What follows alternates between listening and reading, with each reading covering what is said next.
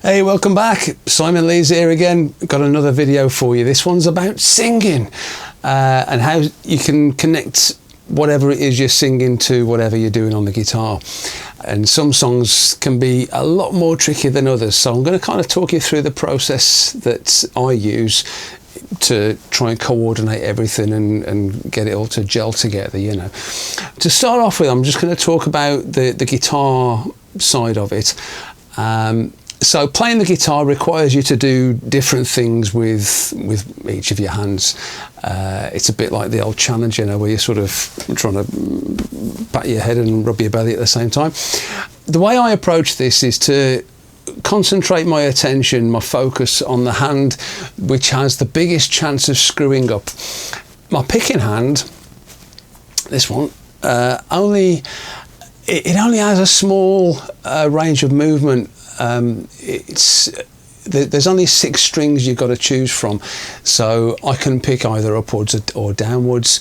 I can also use different parts of my picking hand, sort of different areas of my hand, to feel where the strings are. So that means I don't have to look at it all the time, and leaves me able to concentrate my focus on this hand, which is doing the more complicated stuff. You know, it's got a much bigger area that it has to work in, and you know, the correct finger has to be on the correct string, on the correct fret. So there's 3 things that have to be, so you've got to nail, you know. So I say, if I can get this hand to more or less look after itself and kind of go on autopilot, because I say I can kind of feel where the strings are. I mean, you know, if I use my little finger to sort of rest on the part of the wood underneath the strings, that gives me a kind of datum.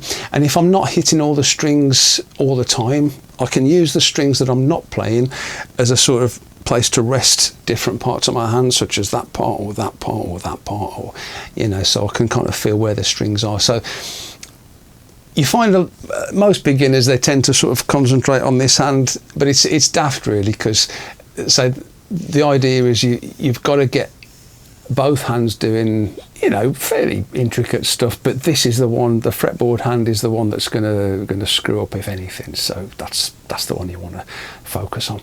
So even though both hands are doing completely different things, you know, this one's pressing strings down and manipulating strings, this one's literally just picking. Most of the time, as one hand moves, the other one moves at the same time. You know, you might have something like this.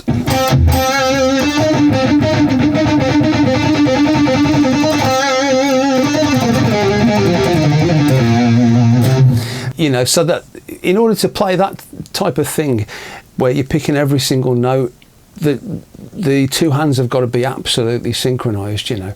Most of the time, as one hand moves, the other moves at the same time, you know. So although the movements are different, unlike a piano keyboard, they are synchronized with each other. So, you know, so if I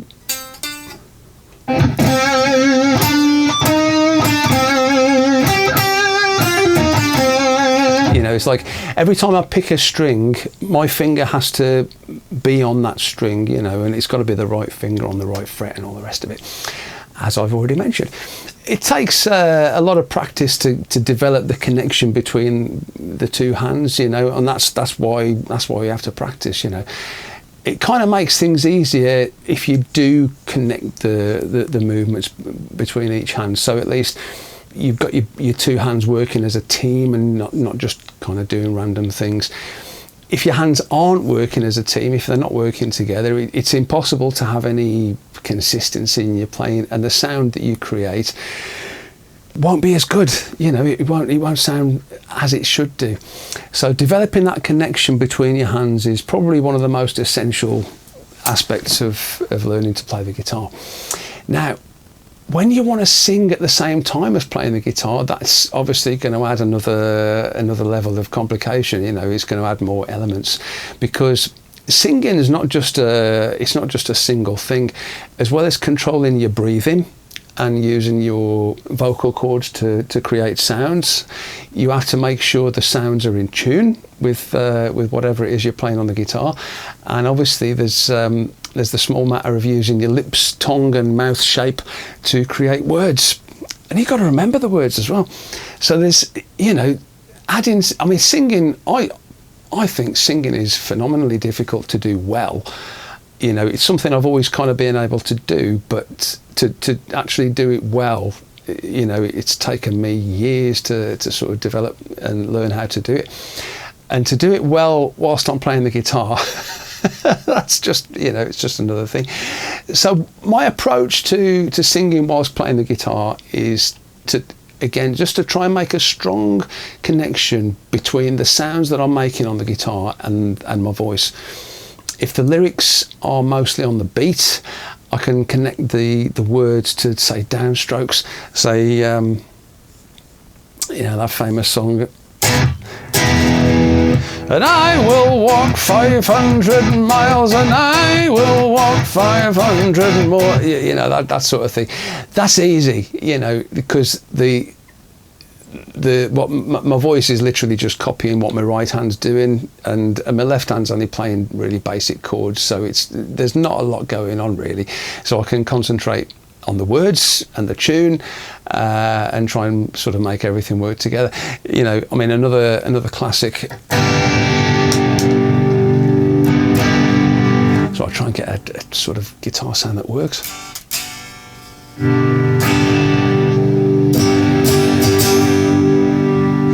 Something like Mole of Kintyre, oh, me strolling in from the sea, that sort of thing, where it's good old rock and roll tunes, but the timing, there's not much difference in the timing of me singing compared to the timing of my right hand, so everything's sort of in sync. So that's not so bad. If you can play the guitar, if you can coordinate your left hand and your right hand, as long as you're playing a simple song, you can quite easily slot in your vocals if the lyrics happen to come on the beat, or at least on the beat and in between the beats, kind of thing. So some songs are a lot more difficult to find this connection between the guitar playing and the singing, and this is what I wanted to sort of focus on today, because if you're a sort of one-man operation and you want to perform songs where the singer of the original record doesn't play guitar or doesn't play another instrument, and they can just kind of warble away and make any sound, any tune that they want to make, it can be really difficult. I wrote a song many years ago that features on my Free Thinker album, which if I can find a picture of that, I'll stick it up.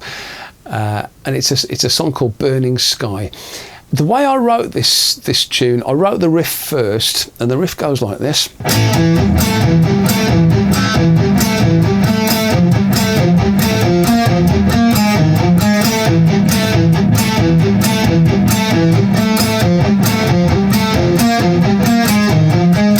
I'll play you the bit of the song, and then you can hear that riff is the intro, but it's also the verse. So when I start singing, I'm actually singing over that riff.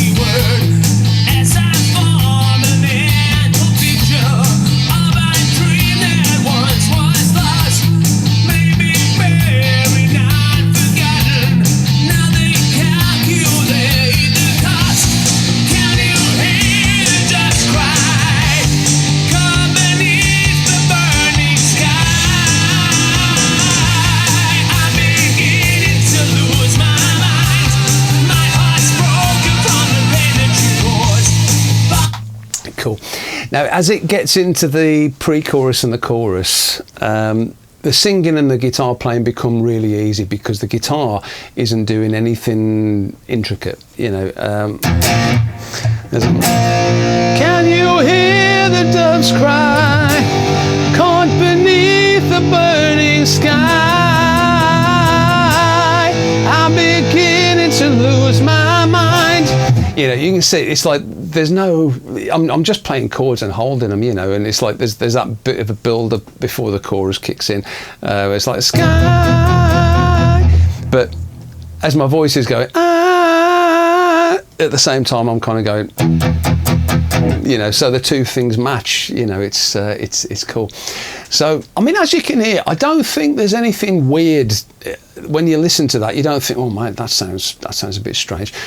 I say I wrote the riff first, and then I wrote the vocal melody afterwards. Once I'd got the backing track kind of organised, I then figured out what melody would sound good over the top. So the two parts do fit together, although there are one or two slight clashes between specific notes that I'm singing and specific notes on the guitar within the riff that I'm playing, and we'll see that in a sec. Obviously, both parts are in the same key, but I sometimes sing either one note above or one note below the note that I'm playing on the guitar, which in isolation can, you know, sounds a little bit odd, but when you put it all together, it sounds okay. The riff itself is quite weird. I'm playing constant eighth notes, but I'm putting the accent on the first note of every three, so it sounds like I'm playing in groups of three, but really it's kind of groups of four. But it's a 3-note riff. It's, you know, those are your 3 notes, because that has to fit into a 4-note cycle. The first 4 notes are 1, 2, 3, 1, so it's like, you know, so the 4th note's the same as the first one basically. So it's 1, 2, 3, 1. The second 4 notes are 2, 3, 1, 2. The third are 3, 1, 2, 3, and the 4th goes back to 1, 2, 3, 1. The 5th one, or say when the whole cycle repeats, it goes back to the start again, so it's 1, 2, 3, 1. So we end up going 1, 2, 3, 1, 1, 2, 3, 1. You know, it's yeah. Have a think about it. You'll get your head around it. But basically, it's 1, 2, 3, 4, 1, 2, 3, 4, 1, 2, 3, 4, 1, 2, 3, 4. Yeah. So how many notes is that? Is that 16 notes or something like that in each cycle? So obviously, I mean, the vocal melody doesn't share that rhythm at all. So to synchronise the vocal parts to the guitar part, I have to take some, I mean, it's a simple idea, but it's quite long-winded, and it's the only way I could figure out of sort of being able to sing over that riff. I had to kind of work out what syllables and what notes that I'm singing as well, because the notes, what one syllable could be split between 2 or 3 notes sometimes. So I had to write the guitar riff, and kind of in line with the individual notes of the guitar riff, I had to sort of write the words, but make sure that the syllables match up with each note where they correspond, you know. So yeah, it sounds quite hairy, but I've written it down for you. So this is it. Okay, so when I play this riff, I'm going to slow it down. At the minute, if I play it at full speed, it's the same as the record. It's 133 BPM.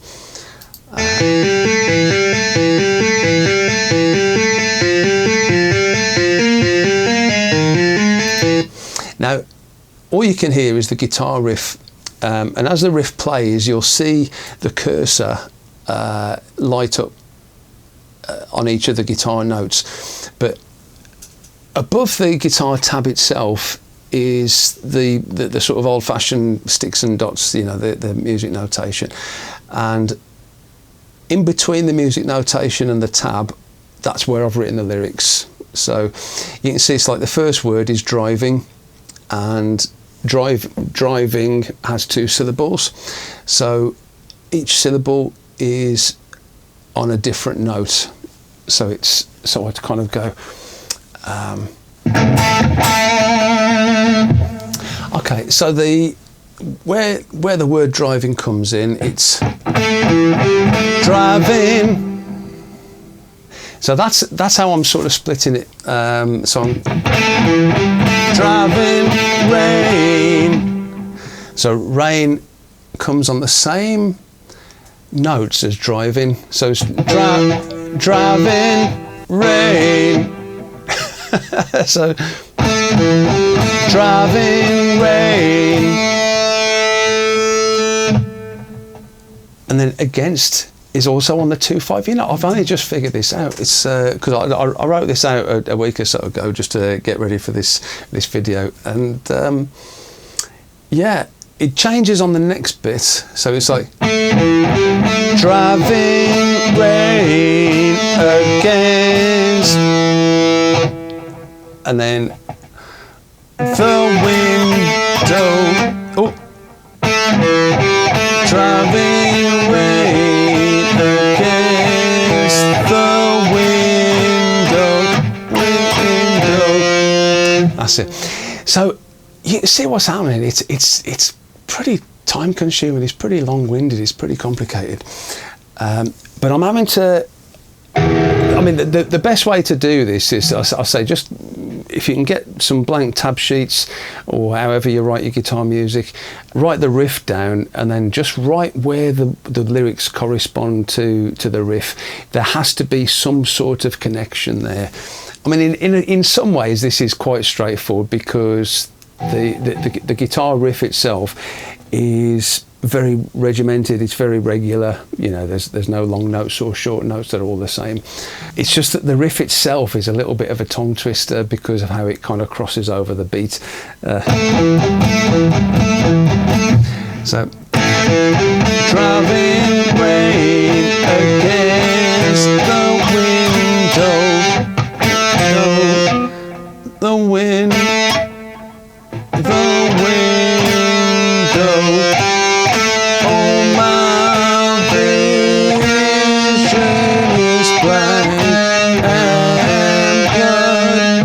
with that word "and," I should have probably spread that out a little bit more, but you get the idea.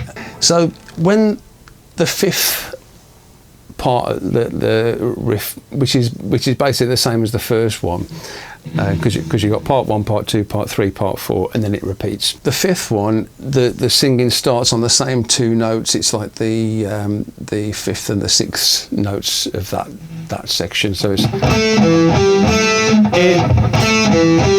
in my mind I try to listen. Yeah, I mean, so you'll see it. If I play the tab, you have to excuse the guitar sound's not very good, but first time I've used this screen recording thing, so hopefully it's going to be successful. Right, I'm going to slow it down. So I say it's 133 beats a minute normally. I'm going to do it at, what's the half of that? It's about 66, is it? Something like that. 67, that's close enough.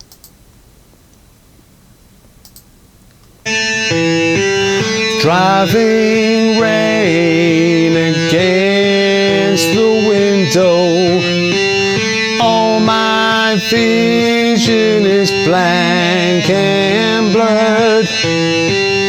In my mind I try to listen, but I can't catch every word as I form a mental picture of a dream that once was lost, maybe buried, not forgotten. Now they calculate the cost.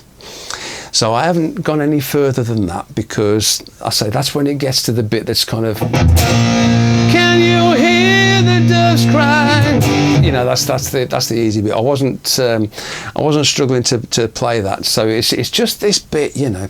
So as I sang that, hopefully you could follow the words, you know, along with the guitar riff. This is how I organise things. I mean, I have got other songs that are equally difficult, if not more so, you know, but I thought with this one, because the riff is quite easy to sort of understand, even though it's a bit weird when you kind of put it all together with the vocals, but at least that part of it's straightforward. So I thought I'd try to use this example, you know. So the challenge was, can I play it now? Because I have performed this, but it's been a long time, and it's never been an easy thing. I mean, one thing I've had to do is, if I was just playing this without singing, I would probably play it a different way. My picking would be a bit more economical, and I'll probably use the open strings where I can. So I'll probably sort of go.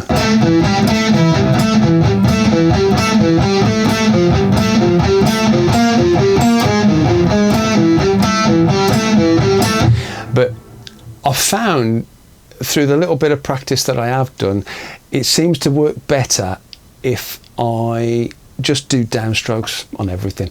It's not that quick, so downstrokes aren't a problem. I'm no James Hetfield, but you know, it's okay. Yeah. I mean, it does give you a chance to even out the sound of the notes and use a bit of palm muting as well, which you know, sort of get a little bit more control of that sort of thing. And I'm not using the open strings because, I don't know, I find it makes more sense to my brain if my fingers are moving as I play each note. So if my fingers are actually pressing the note down rather than using the open string where you're not pressing the string down, you know. So it's like, so that's the open string. So that's the note I'm actually playing. Just remembered I haven't tuned the guitar, man. Let's just give that a quick go.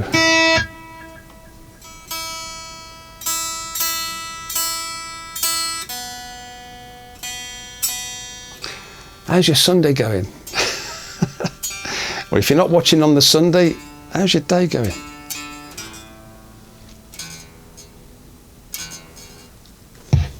Cool. So yeah, I'm going to go for it. So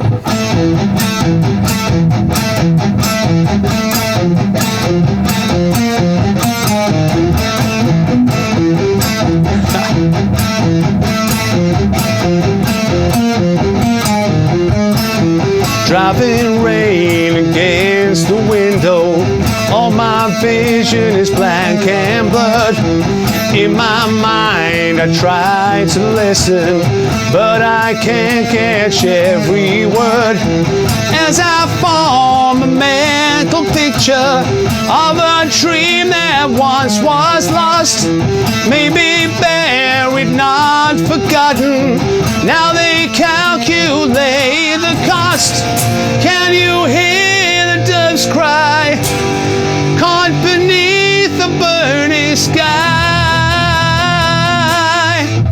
So yeah, that worked. Just yeah. So it's a challenge, that one is, but it is. I actually like the song. There's a lot of songs that I've put on my first two albums that I'm not that fussed about. You know, it's like I wrote them, but doesn't necessarily mean I like them. You know what I mean?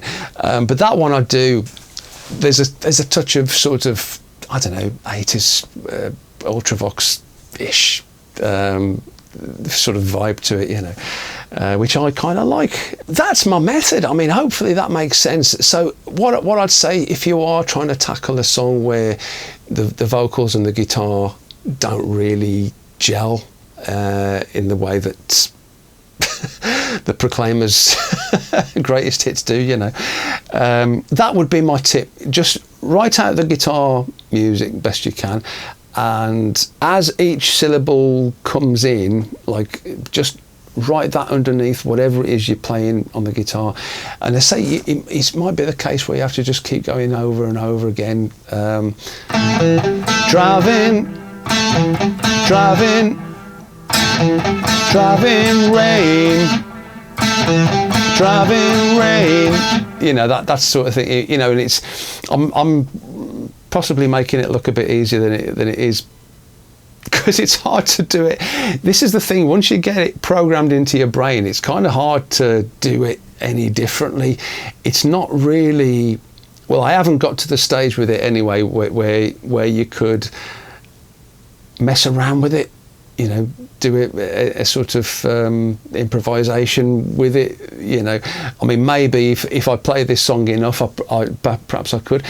I mean, songs that I've been playing for donkey's years, you know, decades, it's quite a strange situation sometimes. I can be performing a song and singing, so I'm singing words which have meaning, you know, and at the same time I can be thinking about something completely unconnected, or I might see somebody walk into my field of view and I'll be going, oh, I've been meaning to have a chat with him, you know, so or you know, or I might be thinking, what am I going to get to eat when I get back from the gig, you know, that sort of thing. And all these thoughts kind of go through my head whilst I'm singing and playing the guitar.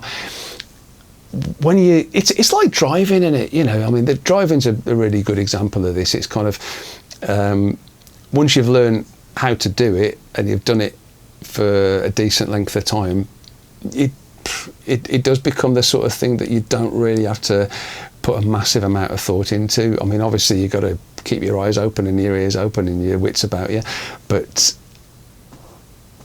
even that kind of becomes second nature. So I think sometimes people don't have the confidence, or they think, oh, this is too difficult, you know, I'm never going to be able to do this.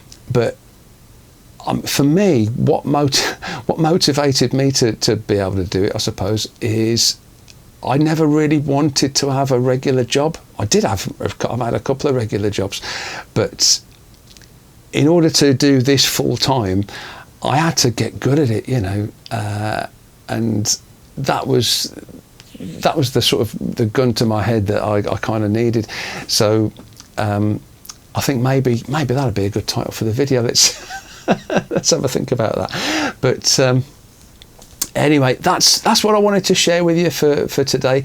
If you're not subscribed already, please hit the subscribe button. You know, I'd like to carry on doing this as you know, as a full-time thing, really, and it's not far off that now. But obviously, the channel's quite small, or it's very small, and if I'm going to keep doing it, the channel needs to grow a bit bigger, you know. So you know what I'm saying.